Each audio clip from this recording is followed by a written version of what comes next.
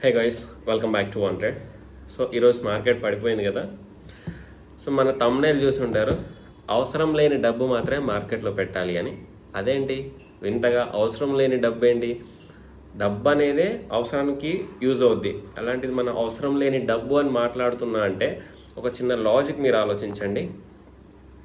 అవసరం లేని డబ్బు మీన్స్ సో మన ఖర్చులు కానీ ఒక 1 ఇయర్లో కానీ 1 ఇయర్లో కూడా ఈ ఎమర్జెన్సీ ఫండ్ యూజ్ అవుతుంది.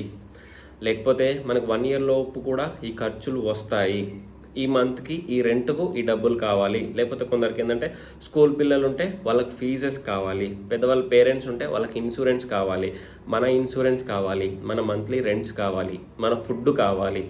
ఇవన్నీ పోను, నీ దగ్గర ఎమర్జెన్సీ ఫండ్ కూడా పోను, రిమైనింగ్ అమౌంట్ ఉంటుంది కదా చూడు, దాన్నే మనం అవసరం లేని డబ్బు అని అనుకోవచ్చు. సో మార్కెట్లో అవసరం లేని డబ్బు మాత్రమే పెట్టాలి. ఎందుకో నేను చెప్తా.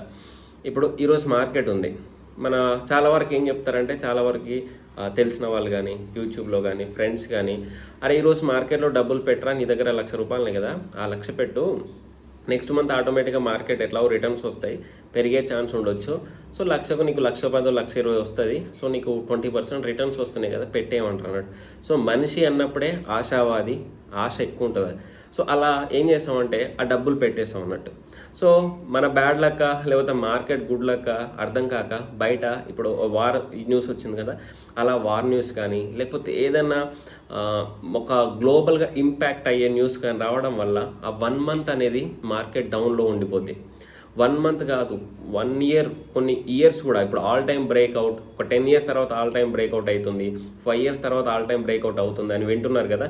అవి కూడా అంతే. అక్కడ హైలో కొన్న వాళ్ళు లాస్ట్లో అయినా బుక్ చేసుకుని ఉండొచ్చు, లేకపోతే ఇప్పుడు ఆల్ టైమ్ హైలో వస్తున్నప్పుడు ఇప్పుడు వాళ్ళ లాసెస్ రికవర్ అవుతుండొచ్చు.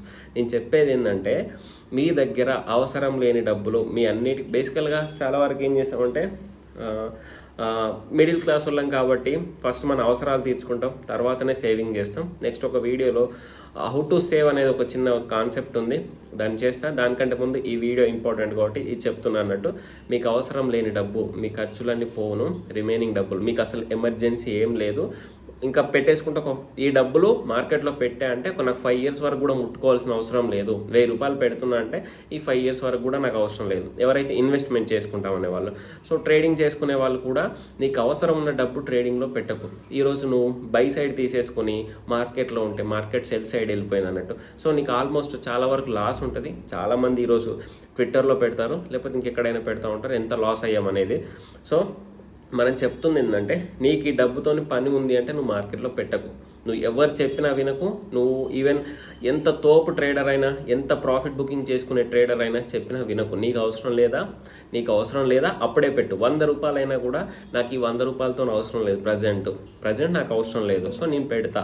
స్వింగ్ ట్రేడింగ్ అయినా 6 months to 1 year వరకు నాకు ఈ వీటితో డబ్బులతో పని లేదు, అలాంటప్పుడే పెట్టాలి, లేకపోతే పెట్టకూడదు అన్న ఆలోచన మీకు రావాలి. వన్స్ పెట్టిన తర్వాత ఏమవుతుందంటే మనం మార్కెట్లో లాక్ అయిపోతాం. అంత ఈజీ కాదు. మార్కెట్ ఈరోజు పెట్టగానే రేపు పెరుగుతుంది, లేకపోతే 1 monthలో పెరుగుతుంది. కొన్నిసార్లు ఇయర్స్ కూడా లాక్ అయిపోతాం.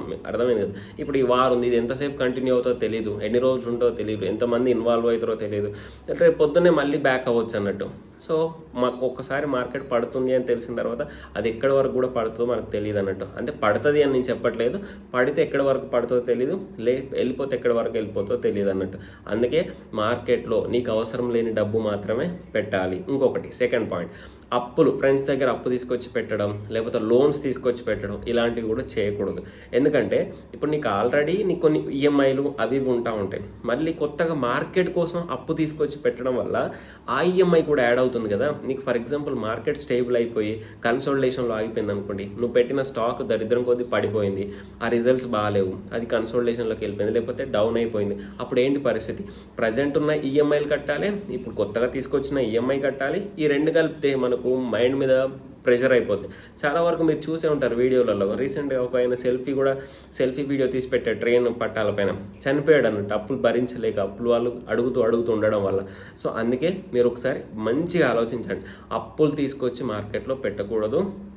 ఎక్కడ లోన్స్ తీసుకొచ్చి పెట్టకూడదు, మీ ఫ్రెండ్స్ దగ్గర తీసుకొచ్చి పెట్టకూడదు.